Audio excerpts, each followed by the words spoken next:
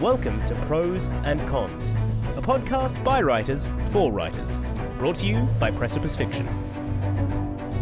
Precipice Fiction would like to acknowledge the people of the Eora and Durag nations as the original custodians and storytellers of the land this podcast was created on. Welcome to the Prose and Cons podcast, a podcast by emerging writers for emerging writers, because sometimes we feel like prose and sometimes we feel like cons. And today on our virtual panel, alphabetically, we have Alex Eldridge.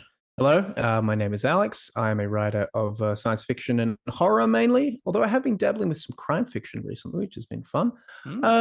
And I've put out a book called Golden Hour. It's a short story anthology, and had a story in the fiction edition of The Big Issue, which was fun. Ali Burnham. Hello.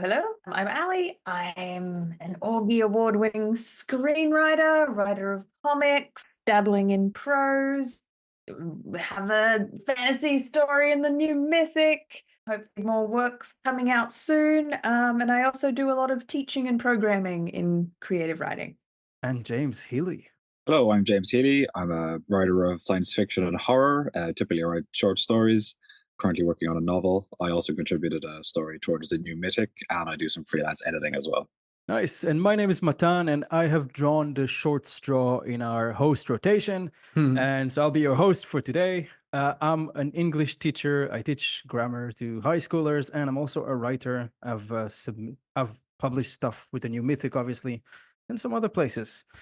Usually, we start every podcast by asking our beloved panelists about what they've read or watched recently that they liked. But before that, I want to introduce the topic for today. And to do so, I will read a list of words. And the list goes as such: Xbox Game Pass, tomatoes, ketchup, Vegemite, tickets to Coldplay, rent, seedless grapes, dog food, and a 1999 authentic holo Charizard card. What do all these things have in common, guys? They cost money. Yes, today we're going to talk about...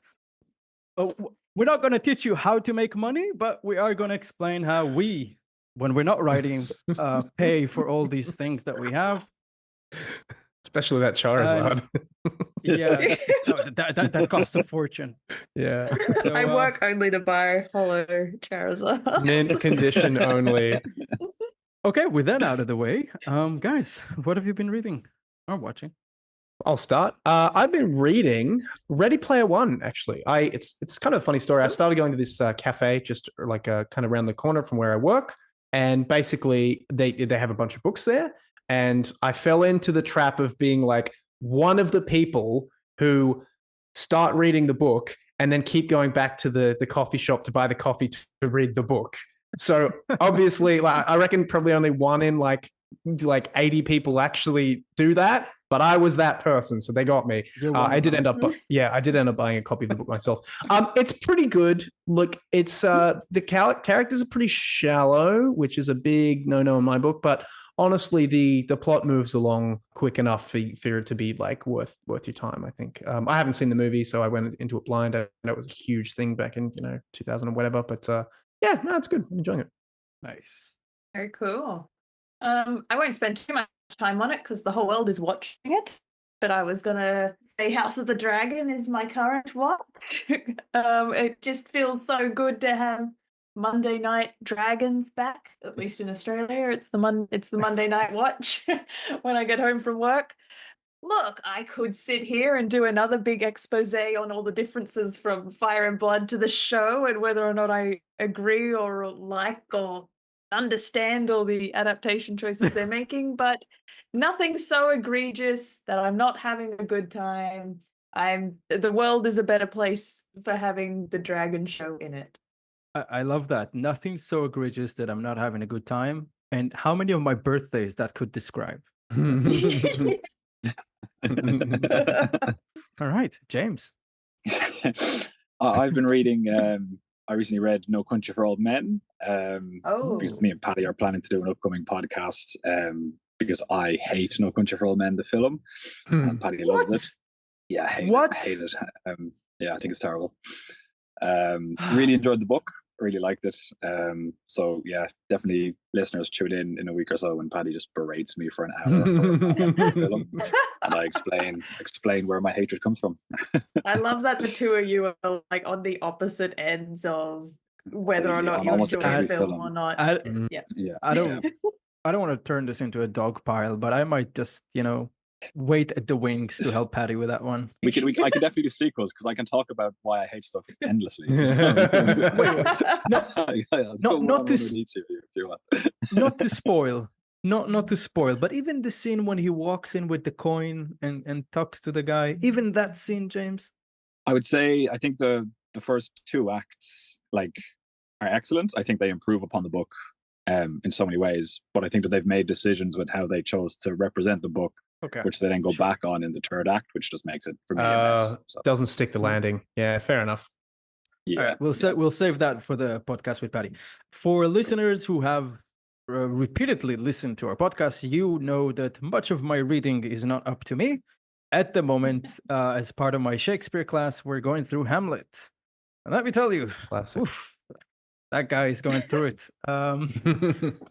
Yeah, we were just reading the to be or not to be business, and I'm like, ooh, wow, I that's rough. I like it. Poor guy. Tragedies were really popular back then. Guys, here we are. We're doing an episode which I think is going to be titled 9 to 5 and how to have your day job keep your writing job on track. Okay, maybe we'll come up with a better title. Let's workshop that one. Yeah. It's not a secret that a lot of us are not writing full time. And if some of us had periods in our life when we write full time, we also had a lot of periods when we don't. Sometimes we are on vacation. I know, Ali, you've been on a few residences. Is that what you call it? Yeah, writing residences and writing retreats. Yeah. But I think all of us have experienced, to an extent, the kind of lifestyle where you have to combine writing with something else. Usually the something else that will eventually provide the income that the writing career has not quite has produced yet. So what I'm trying to say is that it's normal. And I think a lot of our listeners, unless you are maybe very young or just very fortunate, you probably have a job that is not related to your writing aspirations. And what we wanted to discuss today is actually, what if your job is related to your writing? Now, just to put it out in the clear, we are not referring to jobs when you are paid to write. Okay, so if you are paid to write a story, Ali, again, I know you've been in writing rooms. That's not what we're discussing here. We're discussing jobs that kind of intersect with maybe the abilities, skills, or stuff that we need to become better writers. So I'll just start with the first question. What was the most writing-related job that you ever had?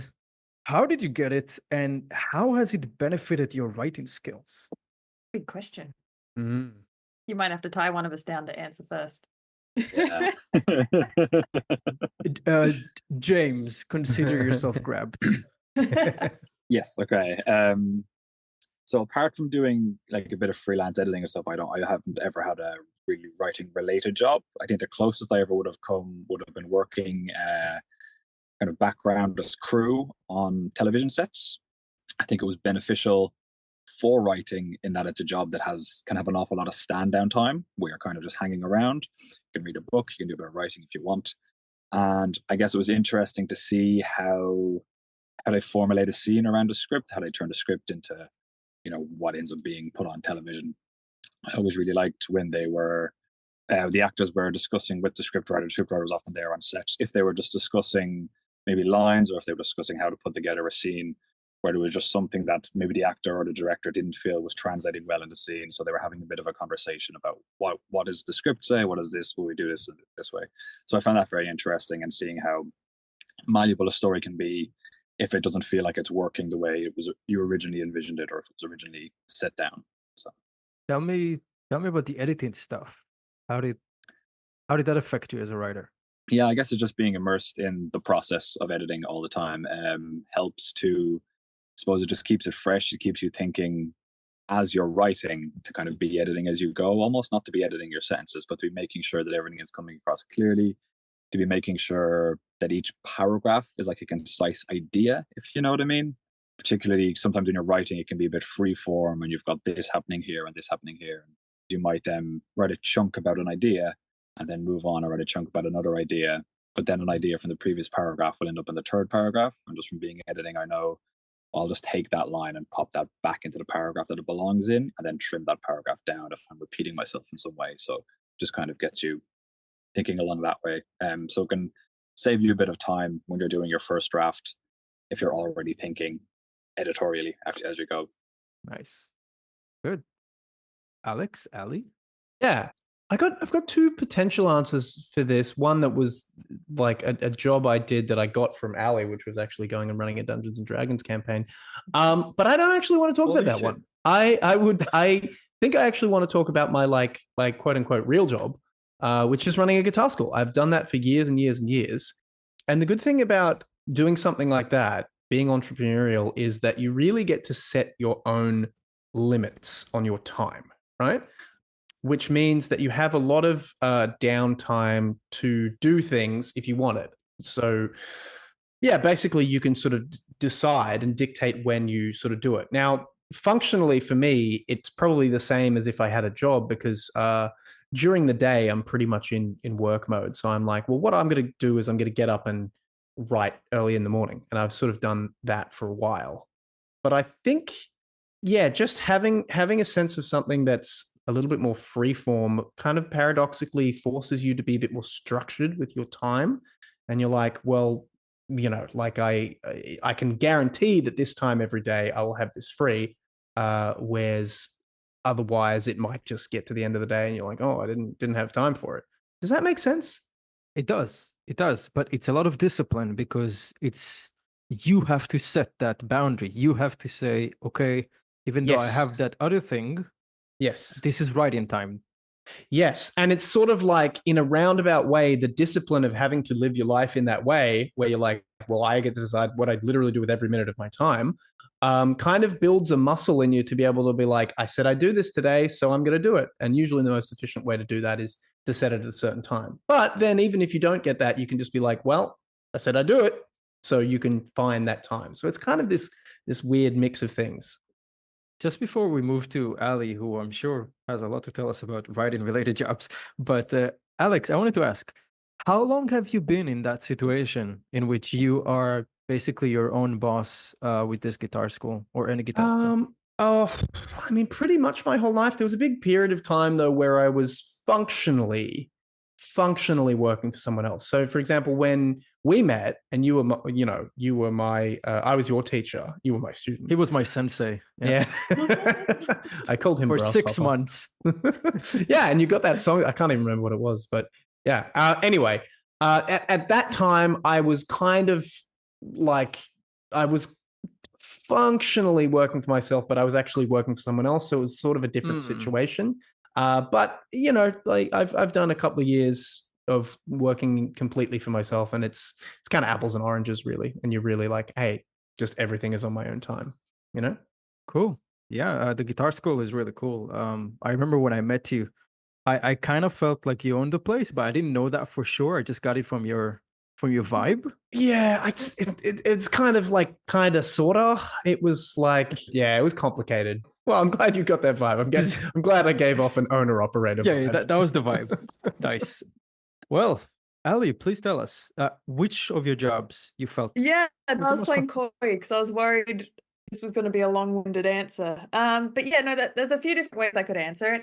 Editing, which I think James answered really well. But as a writing adjacent freelance job, I found it excellent for just keeping my own editing skills sharp. I think I've said this before, but you kind of give advice on someone else's manuscript and then you're like, oh shit, that's good advice. Maybe I should listen to myself and go apply that to my own thing. Yeah. This incredibly intelligent thing that I've gone and said to someone else about their structure. Yeah, so I have those epiphanies all the time when I edit someone else's stuff.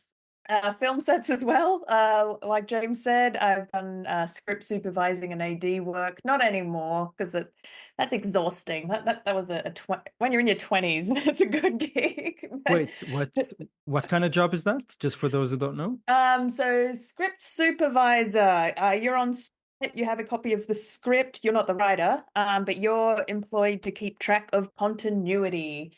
So you just want to make sure that the director and DOP, director of photography, are getting coverage on the entirety of the script. For example, maybe the first 3 lines of dialogue, they've got 3 different angles of that, but then they've only got this line of dialogue in a wide. And then later they've got 3 different angles later in the scene. But as I'm tracking the shots and the continuity, I can go to the director, hey, I've only got this captured in wide. Your editor's going to hate you. This is going to be a nightmare in the edit later. You need more coverage on this part of the scene. So we do a little bit of that kind of tracking of coverage. We do continuity, of course, making sure the actors say the same line correctly in each take again, so it's not a nightmare for the editor. That the continuity person, the script supervisor, is meant to be the editor's best friend almost on set. So that script supervising. AD is assistant directing. The name, enough, it doesn't actually have anything to do with directing. It's more of a management role. You just keep everyone on time. You keep the set running. While the director needs to wear a bit of a creative hat, the AD can run around wearing just the management hat. Keep everyone's where they need to be. The actor's wearing the costume ahead. The makeup's getting ready for the next scene while they're finishing up shooting that scene. You're just juggling all the different pieces. So that's ADing. So I did a lot of that in my 20s. So again, the benefits of working on set: you're being around story, you're being around creativity, and you're networking. Is as a writer, as a screenwriter, I got a lot of my big breaks just by meeting people on set, and they're like, I'm just like, hey, ADing's just the thing I do. It's not my passion. Writing's actually what I do. And then they're like, hey, I'm working on a script, and I'm like, yeah, that's cool. And then that's how it happens. That's how it always happens. So yeah, film set gigs, teaching writing. You might talk about this, Matan, as well, as another income stream as a writer. Actually teaching writing is incredibly valuable when I get designing my classes, breaking things down, actually sitting down and doing that articulation to myself, being like, oh, when I'm doing that, what am I doing step by step by step, so I can explain it to someone else. It's that you do so much self-learning and education just by preparing to explain it to someone else. And then finally, so if those were all freelancing gigs that I did a lot previously. For the past 2 and a bit years, I've now been working full-time at Westwards. I've probably mentioned this on the podcast a little bit before. It's a bit tricky to explain exactly what my role as creative producer is, because it's a little bit nebulous. But as Alex said, I employ professional writers. It's my job to create programs, workshops, and then I've got to employ people to run those programs and workshops. So it was a D&D program. Teenagers out in Broken Hill were learning storytelling through D&D. That program needed a facilitator. And then I'm like, hey, I think I know just the person who'll get on really well with those teens. I know a guy. Wow. It's my job to know a lot of guys in this job. So there's a lot of being a not-for-profit as well, and then being I'm putting my day job hat on, being a service organization. A part of my job is looking for the gaps. What isn't being done? What are the needs? What do emerging writers need in Western Sydney specifically, our mandate? So it's like, oh, there's a bit of a lack here. So if we create a program that fills that need, so that's kind of the creative part of my job. I get to look at what's out there and then think of something, design a program that can fill that need, and then I get to go and give people money. And then it's both the ecosystem of professional writers get employed, they get money, hey, teaching, and then emerging writers get to go to the workshops, they get to skill up, they get to network. What else do I do? Yeah, it's creating pathways for emerging writers, which I really enjoy, because being almost if I'm at a mid-career emerging, I guess, is where I'm sitting. So I almost get to look just back behind me being like, look, 4 years ago, what opportunities do I wish I had? What would have made it really easier? Like, what would have made it easier for me to go from this step to this step? And I can create those pathways, help think of programs that get emerging writers to the next level faster than, say, that I had to do it just like out in the weeds, finding my own way. So we create pathways, and yeah, really big on building sustainable careers for emerging writers, which I think is really cool. The topic we're talking about today is important, that we have this discussion with our emerging writers as well, being like, reality check, writing's not going to pay your rent. What are some other potential income streams and healthy ways to balance it? So this kind of topic we're discussing today is exactly what my day job is. I was almost going to say no to the podcast tonight because I'm so tired. For those listening at home, it's Friday, 7 p.m. in Sydney after a long week of doing this day job. So I was going to be like, nah, I got to sleep because I'm also working on the weekend. But I'm like, actually, this topic is kind of exactly what I do as my day job, and I'm quite passionate about it. And there is a little bit, a part of it that is arts advocacy as well. We spend a lot of time talking to not just sometimes the private sector, but also government bodies, local, state, federal, and we advocate for funding. So we literally have to sell politicians on the idea of why writing, literacy, literary arts, the arts in general are important. It's an easy sell to you guys because you know you do writing, you know how it benefits you, both in terms of your self-expression, mental health, intelligence, how articulate you are, everything. And writing feeds everything. But we got to break that down, advocate to politicians, and try and sell them on the idea of how important and foundational writing is to everything. So I do a bit of that arts advocacy. I find myself at events with like politicians and stuff all the time. I didn't, like, ask me 2.5 years ago, I didn't think I'd be doing that, but now those are the circles I move in. It's super weird. Yeah. So how did I get that job, to answer your question, Matan? It was because I was doing programs through Westwards, but I think the thing on my CV that got me over the line is I'd been a freelancer for so long in writing, and I had my little business, which is Fawcett Fiction. So I could demonstrate that myself as a sole trader. Alex would have like these skill sets as well, being like, look, I manage my own small business, my own incomes, I juggled this. So kind of being able to demonstrate that I could freelance and was a sole trader for many years and managed to live in Sydney was the thing on my CV that, and then plus I'm also a writer and I do writer stuff, and they're like, cool, that's the Venn diagram of things we need. And how has it improved my writing? Day in and day out, I'm surrounded by writing advice. I'm surrounded by cool authors. Because I give authors money, authors now have to be nice to me. So I'm just Slytherin enough to enjoy that. They're like, oh, nice. Ali's the one who decides we got to give them money. So, you know, authors, established authors are nice to me, but I get to hear them give their talks, their panels, their insights day in, day out. Other people offering advice to other people. So I'm 24/7 surrounded by writing advice. Absolutely. I would have to be quite dense to not absorb any of it. So I think my writing has only improved by being in this environment the past couple of years. Ali, first of all, really kudos to you. Some of the things you described are completely selfless, and the question was originally about how it benefits you, but you just explain how you are actually benefiting the environment, which I think is commendable, really, especially because I think people, it's not profit, right? So a lot of these people are not exactly, you know, they're not backing down the brink truck to do these things. They're not printing money. They're doing it because they think writing is important, and they want to make sure people from difficult situations have access to that tool that can really help reshape people. That's exactly it. Yeah. So good on you. I feel like you kind of, there's a hurricane of writing stuff swirling around you, and you're just doing a bit of everything. I tried to say it as quickly and succinctly as I could. So No, that was good. I'll say this. I want to support what Ali said about how she had her own individual writing business, which is what James is doing as well. I believe you're completely on your own, right, James? You're a freelance. You gotta.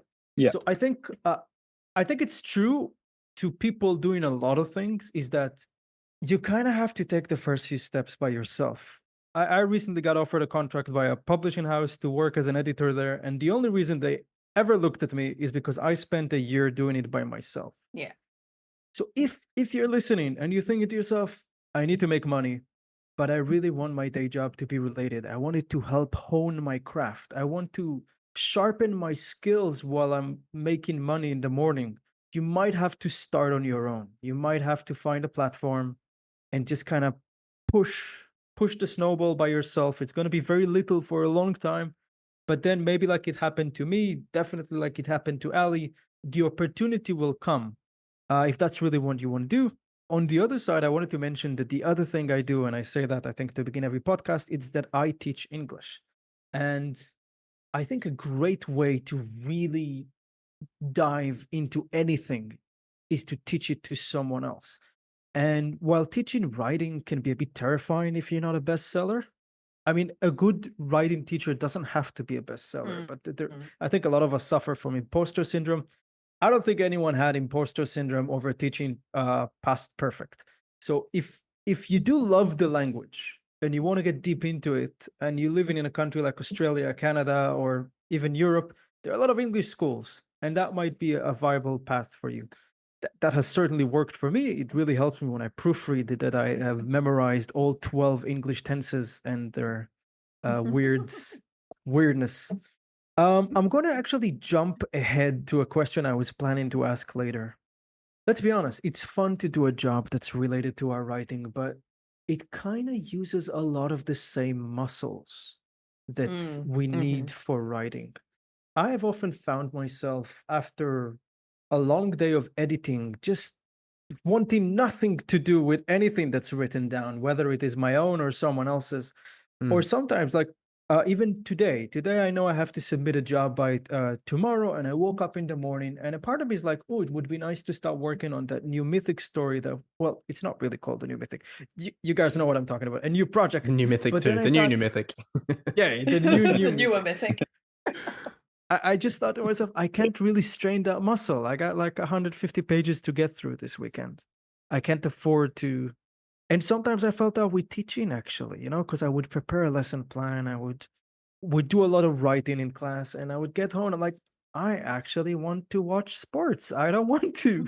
I don't even want to read a book right now. I just, Yeah. So it's a double-edged sword. What do you guys think? Yeah, I think I can speak to this actually. So I'm going to be a little bit of the contrarian in the room, I think, because I assume because from what I hear, you guys are like, obviously we all like writing. We all like writing books. Ali's obviously done a lot of stuff for film and TV. But personally, I'm not interested in doing much auxiliary to writing. That personally doesn't interest me. I'm like, look, I want to do the writing. The writing's great. But for me, and I've thought about this a lot, for me, the highest efficiency in terms of making money, which is something I'm also interested in, I'm not going to deny that, is actually doing something completely different that's not at all related to it, just in terms of where my skill set is. So in that way, I don't get that sense of fatigue and burnout because I'm doing this other thing that's completely different and is using not entirely different skills from at least publishing and putting stuff out yourself. And in some ways they're kind of related, but definitely different on the ground sort of skills. And so then when I come back and I'm like, I want to do my writing, it's like it's like this fun sort of it's like a release almost. I'm like, cool, I get to like be in my head for like, an hour or 90 minutes or whatever it is I do a day. And that allows me to be very consistent with that because it's like, oh, this is like the opposite of the other stuff that I'm doing. It reminds me, I heard this really, really good story the other day. I think I was just watching a reel or something, and it really resonated with me about Harrison Ford. Now, Harrison Ford, as I'm sure you guys all know, played Han Solo still plays Han Solo in the Star Wars movies. Well, I was going to say I that. mean, okay, well, yeah, not There are some Gen not so Zs much out anymore.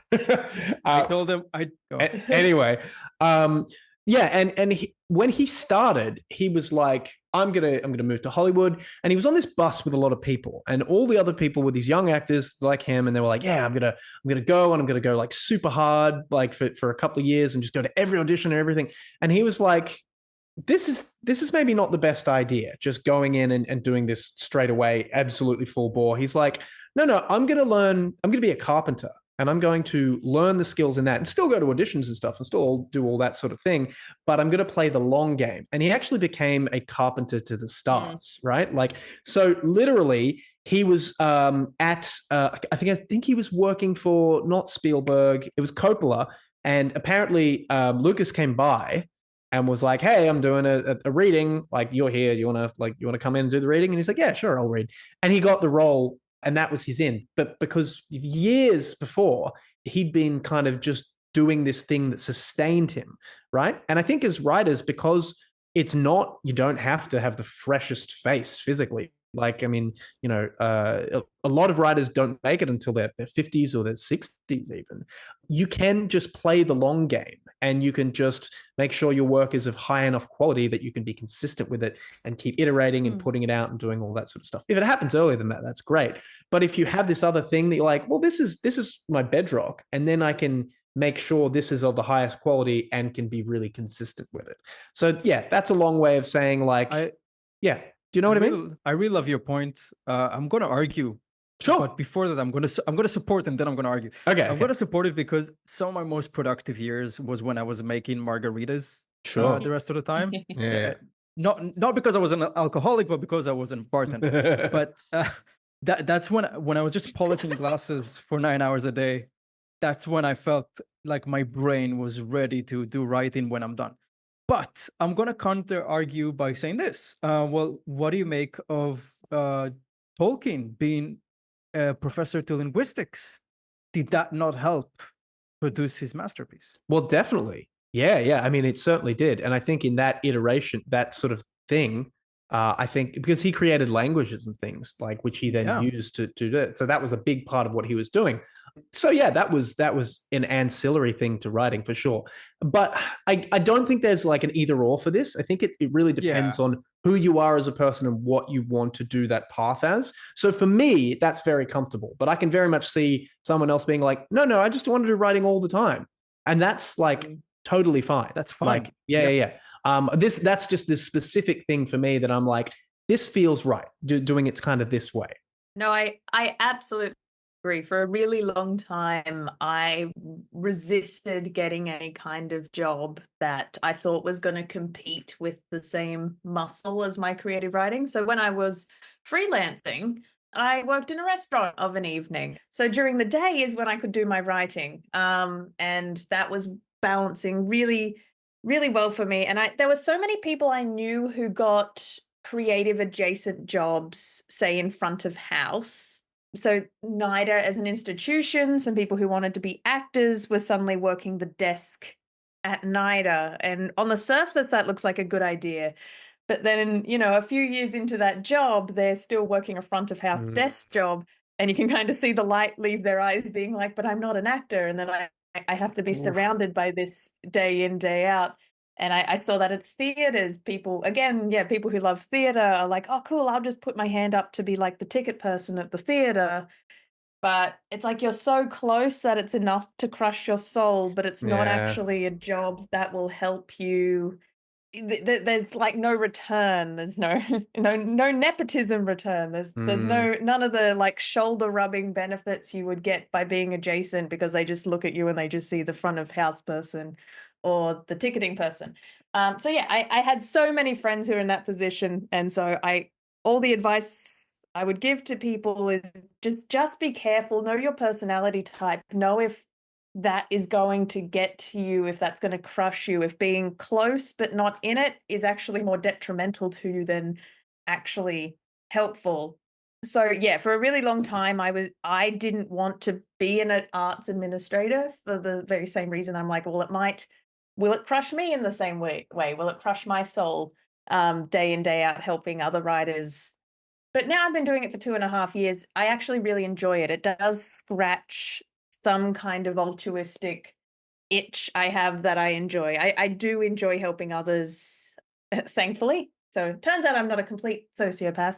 I do enjoy the day job, but I think it is balanced with I'm having just enough momentum in my own career that I'm not getting that itchy feeling or feeling left behind. I think if I was completely stagnant, then it might start to drain me. But for now, it's like the tanks are balanced. There's my own trajectory, and then there's my day job, and it feels even for now. So I just wanted to say for Matan, what he said about how writing used the same muscle and how you're avoiding creative writing to do your academic writing. It's the reason I get up of a morning and write before I go to my day job, because then I exhaust my brain. And then so my writing gets my best morning brain, and then my day job gets my shitty exhausted brain. And I'm kind of doing that tactically. So I'm like, I'm still saving my best brain for the creative stuff. And then, the day job gets the not so, the 60% active brain. So, but yes, when I was freelancing, by that exact same logic, a lot of people said, why don't you do copywriting? And I did do copywriting once. I wrote a real estate brochure. It was a favor for a friend. It was paid. He was like, look, I need this done overnight. Can you write a real estate brochure for this amount of dollars? And I'm like, I can. Yep.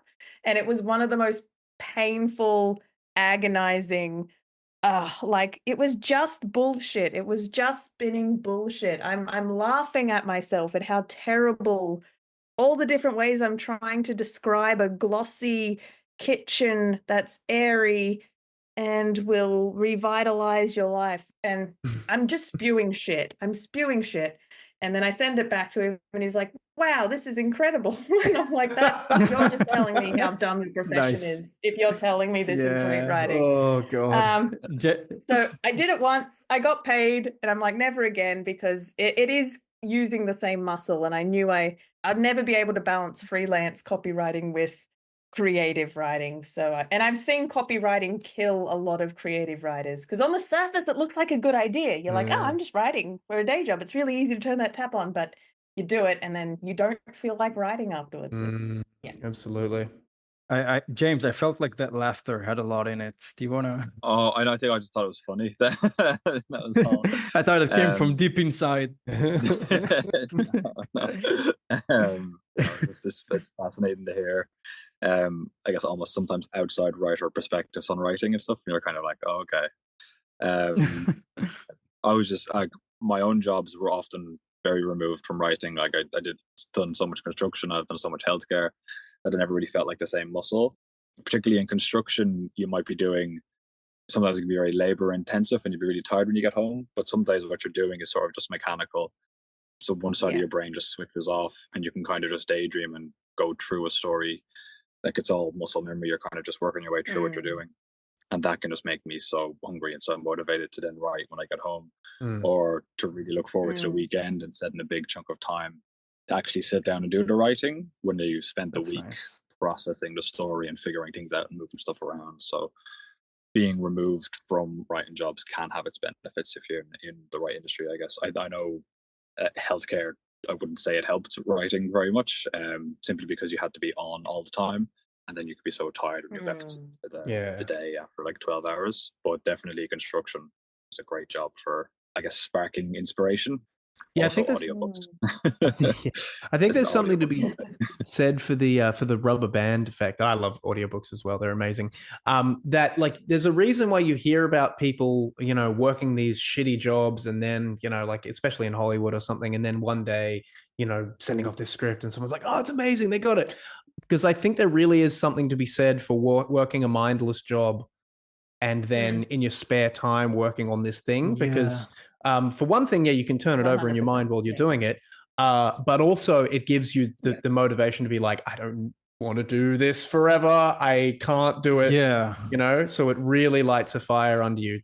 That's not the sort of fuel my brain uses, but I think there are a lot of people who do use that sort of fuel. And I think there's really something to be said for that. Like, this is, it's the Eminem thing. Yeah. Like I got one shot here. Like if I have to make it, So, or I will literally kill myself. Basically, listeners, if your job is too good, maybe you should quit. Do something about And you get comfortable. There's something. So there is a kind of person who that is just like that's rocket fuel for, I think. And I don't think it's me, and I don't know if it's any of you guys, but I think there is someone out there who can use that. Yeah. I have a problem. I find myself agreeing with everything that was said here today. On the one hand, I like how Ali explained how basically she's networking, she's meeting writers, she has a good relationship with them, she can ask questions. And on the other hand, I kind of think Alex got a point, because when you're always thinking about writing, maybe you kind of dampen the appetite for it. Whereas if you're doing something that's completely unrelated, that you get home and you're thirsty for it. Guys, I have to confess something. I've tricked you.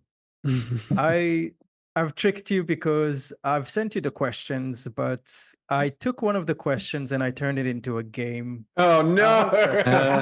Yes, yes, classic Matan game. I wondered if you could make a game out of this topic. No, because okay. So listeners, I sent the questions in advance, and one of the questions was, "What's the ideal day job while writing books?" And I thought, actually, I don't want to hear their opinion. I want to do something different. So, Ali, if you could allow sharing, I would present what I have in store for you. Oh, yes. Listeners, we'll try to describe it. So, I have prepared a wheel. Oh, and instead of you, okay, listeners, I'll try to walk you through this. These panelists are beholding a wheel with a number of jobs on it. Anything from librarian to MI6 to crocodile hunter. Started reading. And rather than telling us what they think is the ideal job, I'm going to spin the wheel, and they're going to have to justify whatever the hell they get. Oh, and yes. Whoever justifies their jobs the best is the winner. So whatever job you get, you're going to have to sell it to the listeners. Why is being an insurance salesperson the best thing to do if you're trying to become a best-selling writer? Any questions about this weird game? Okay. I mean, lucky I did debating in high spot. school, so I can argue an opinion and agree with it. Yeah. But I'm not going to agree with some of these. This is great. Welcome to politics. You're gonna lie your ass off. Okay, Ali? You said you were in a debate club. That sounds like an invitation to make you start. I'm gonna spin the wheel. You got about 20 seconds to sell yourself. Okay, I'm just gonna count in my head, and I'm gonna let you know when you've spoken enough. Spin the wheel, Ali Burnham. Explain to us why a crocodile hunter is the best job if you want to be a writer. Okay. I think there is an endless source of inspiration. You are out in nature, you have interesting perspectives, and I think you would have really interesting things to say just from what you see, what you absorb out in your day-to-day. It's going to be very physical. So coming home, when you have your laptop, when you are able to sit, decompress, I think just kind of offloading everything you experienced would be not only a healthy release, but I think would generate some really interesting writing. Ali, that's a solid B. I'm willing to elevate it to an A if you can, off the top of your mind, come up with a romance novel written by a crocodile hunter. What's it called? Sink your fangs into me. Ooh, that's a well-earned A+. That's pretty good. That's pretty good. I don't think they have fangs, but teeth. Doesn't matter. Okay, let's do this alphabetically. Alex, I'm spinning your wheel. All right. Okay. Oh, wait. Okay. Insurance salesperson. Okay. Well, as an insurance salesperson, you have to be very creative with language. You need to be able to go to someone and go like, hey, this could happen. You could die. You need to be able to think of really good scenarios. Okay. Like your wife could, fall off a cliff. Your car could explode. Your house could catch fire. These are all really exciting ways to do it. And not only that, you have to be able to sell them as well. So you have to be able to use, like I said, use creative language. Go, like you have to really be able to sell the heat of the fire. You have to be able to sell the absolute crushing pain you have when your pet rock, explodes. Like, and you had that insured. That's Okay, that'd be great. You made me think of the Fallout 4 insurance salesperson trying to get you to buy the vault. Alex, fantasy novel by an insurance salesperson. Fiduciary wizard. I don't know. Okay, all right. I'm giving you an A+. You're tied with Ali. Okay. James, here comes the whatever. Let's see what it is. Here we go. Okay. I hope it's librarian. Oh, it is. Oh, okay. It is. Oh, this feels like an easy one. I guess you've got constant access to like all of the best stories. You can just constantly read and see how the greats did it. You're also going to be interacting with people as they come in. They're going to be asking about what kind of books they're looking for. So you're going to get great market research on what kind of things people are reading. And so, you're going to really know what people are looking for and why they're looking for it, what's going to be getting checked out. So you can spend time reading what people are reading. And that's kind of, you've just got a great fountain of knowledge there. So much storytelling comes from seeing how other people have told stories and being able to pick them apart. And I'm sure there's a lot of interesting stories and interesting things that people in libraries see. And that's what it's all about at the end of the day. It's about human interaction. That's a very serious answer for a very serious job. So I'm going to give you a serious genre. James, historical fiction written by a librarian. Historical fiction written by a librarian. Okay. All of the greatest libraries. Oh, that's good. Ooh. Different libraries we get have an been S? lost over history. That's good. That's okay, really good. James, I'm bending the rules. You got an S. That's above an A. Like that one. Ali, let's go. Okay. Ooh. Oh, I love this one. Ali, you're a driving teacher. Oh, this is so good. Okay. Real talk. I get a lot of my good ideas when I'm driving. I think full-time Uber drivers there as well. So I'm going to unfortunately use a very similar argument. But when you are behind the wheel, you go into that mechanical, you're just going through the motions. It becomes quite physical. So the back of your brain can actually go off and do a lot of creative things. And it's such a good way to be able to play and come up with your ideas. Being a teacher, though, has that extra social element. You're going to be spending a lot of time with teenagers. So if you're writing like a YA novel, again, that market research access okay, is go for it. You. Go for it. And, what's the YA? Go. They're going to be some a YA title. Yeah, go for it. I like it. Growing up fast. Driving. Growing up fast. ... Driving. I gotta give her extra points for the delivery. The delivery was so good. All right, good. I've given you a grade. I'm keeping it to myself. Okay, good job. All right. Alex, whatever you get, you're gonna write an erotic novel. Okay. All right. Oh, too easy. Okay. If you're an MI6 agent, you're traveling around the world, you're meeting all kinds of interesting people, you're killing them, you're going on lots of like adventures. Clearly, like you're sleeping with lots of cool people, I mean, you're a spy. Okay. What's not to love? It's the ultimate inspiration. So wait. Are you writing your stories or are you making them up as an MI6 agent? Oh, well, I mean, does any writer write their own stories? It's probably a bit of column A for a column B. You know what I mean? Yeah. Okay. Erotic novel. Written by an MI6 agent, best-selling author. I don't know. Deep penetration. What? You're not even trying. No, come on. That was pretty good because it's like you're infiltrating okay, deep infiltration. Okay, deep infiltration. Yeah, that's what I meant. Deep infiltration. That was definitely what I said, and not another word. Okay, James, ready? Let's see. Ooh, Okay. All right. James, you're a full-time Uber driver. Full-time Uber driver, yeah. Well, I guess again, you're just gonna be meeting people all day. Uber drivers love to make small talk. You just chat about people, see where they're going, what are they doing. You get a little glimpse into people's lives. You get such a mix of like cross section of society, like. So yeah, you're just gonna be full of all these little microcosms of people's life dramas and like human stories, and that's kind of what people want to read about all the time. They want to read about character.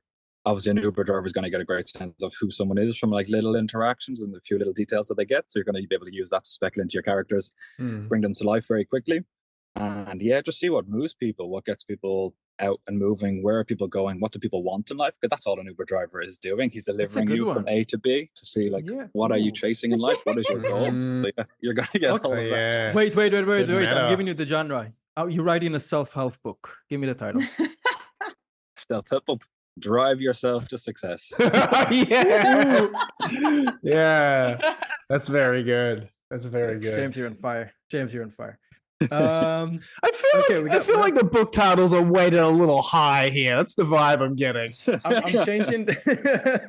I'm changing the art curator into Zookeeper just because I can. Yeah. All right, Ali, hope you're ready. Okay.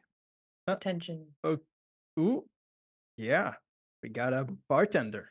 Bartender. Okay. Well, I think Matan is good inspiration for this one. Oh, thank you. So, you, in terms of just like using your hands and the repetition in the job, again, I think that really frees up a lot of mental space to play. But again, I'm going to talk about the social element. You're going to meet a lot of weird people at a weird time when they come to a bar. Like that's when they don't have their masks on, or maybe that's when they're meeting people they shouldn't. The dialogue is happening right there in front of you, and all you have to do is listen and overhear, and you've just got all these the incredible breadth of characters walking in and being either vulnerable in front of you, or when they're out with people they shouldn't be. Okay. I think. Yeah. I've been there. Yeah, I've seen that. That's my I've seen some things. Yeah, I've seen some stuff, guys. Anyway, Ali, true crime. True crime. Oh, I almost want to call it like The Shattered Glass. Oh yeah, that's pretty long good. draw to bow, but All right. Thank you for that. No, it's okay, Alex. I just wanted to say before I spin the wheel for you that the more I think about it, the more the book title you said seems better to me. So I take back my criticism. Which one? The one I don't even want to repeat. I don't want to even repeat it, but that was solid. I think that was that. Anyway, okay. I just want to raise your confidence. That was a lull. Thank you. I appreciate that. Okay. Oh, I like this one for you. All right. So Alex, you've been elected. Yeah.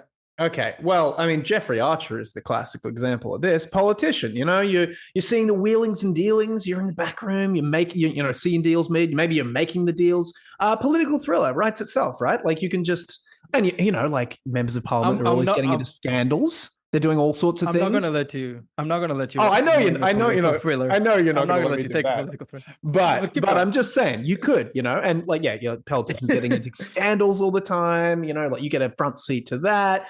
You've seen the most powerful people in the country like do things and make stuff happen, and that is people want to read about that. That's exciting. Like Game of Thrones-esque. Okay, Alex, give me a horror novel. Oh, zombie prime minister. That has the same energy as Cocaine Bear. I'm just saying. Yeah, fair enough. I was gonna pitch. I was gonna pitch. Ali, go Locked ahead. in the Cabinet, and I was really proud of that. That's pretty good. But that has multiple. I feel like that has multiple meanings. All right. Good. Okay. It's about a closeted like minister, and he gets locked in the cabinet with a zombie. All right, and for those of you who don't know, Alex's contribution to the new mythic was a zombie story. It was okay. James, you're a zookeeper. Tell me really quickly, do zookeepers work with all of the animals, or does a zookeeper work with one type of animal? Do they specialize? They I need don't know. Do different they people. specialize? I think Paddy's brother is actually a thing, and I believe they specialize. He was Get for him a on period the of spot. time, I believe. No, his father. I'm Sorry, gonna his pick. father was. His father was. I'm gonna pick. I'm gonna I pick. believe for they you. specialize. Reptiles. You're doing. You're doing. My answer is based on whether or not they specialize. So yeah, Matan, you pick. Large herbivores. You're feeding the elephants, mate. Feeding the elephants, that's great. So I think there's going to be an awful lot of downtime in a zookeeper's day if you're feeding the elephants. Most of the day they're on show for the people to see. You're going to come in and maybe wash out the pen, restock the food.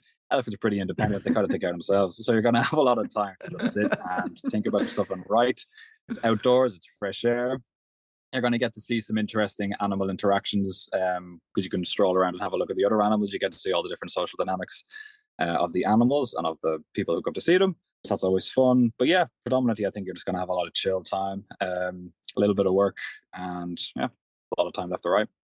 Okay, that was a good answer, guys. I'll be honest. What other genres are left? I can't think of anything. Crime. What haven't we done? Did we say crime? We did true crime. True crime. Yeah. Okay. Okay. Do sci-fi. Sci-fi. Elephant guy. Yeah. Do sci-fi. Space Zoo. Solid. It's pretty good. What about space tusks?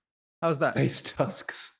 Space tusks. Yeah, I mean, I was thinking, what would a zoo made of all the different things from all the different universes be? Oh, Which might that's be fun. Yeah, that is actually a really good Solid. concept. Yeah, it is a good concept. Yeah, good log line. So- Just got to work on the title. Yeah. This is No, the part of space sounds the. good. Okay, this is the You part of the got what you came podcast where I explain. I try to justify the last 20 minutes, and I'll say this: what I was trying to show educationally is that any job, if you really want to be a writer, any job, you can make it work with any job. Okay, doesn't matter if you're a crocodile hunter. Aw. Doesn't matter if you're a member of parliament. If you want to be a writer, you will make it work. That's the message. Aw. Oh, Alright. that's such a classic Matan woman, Fuzzy. I love that. Oh, Tricking us into learning. has anyone? That's a perfect has example of anyone how got a your quote? job has helped. Yeah. There you go. Positivity. Yeah. Okay. Do we need a quote, guys? Do you have any? Sure. I got something depressing. It's by John Wooden, and he says, "Don't give up on your dreams, or your dreams will give up on you." Oh, I like it. Okay.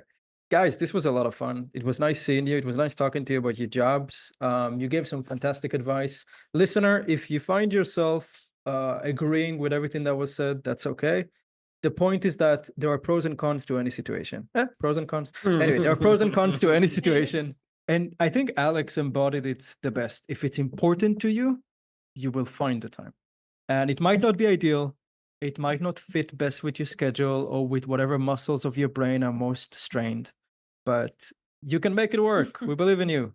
Thank you so much for listening, guys. Just to remind you that the new Mythic is available on Amazon as an ebook, as a physical book, as an audiobook. It exists in so many dimensions. Just check it out. It's really great.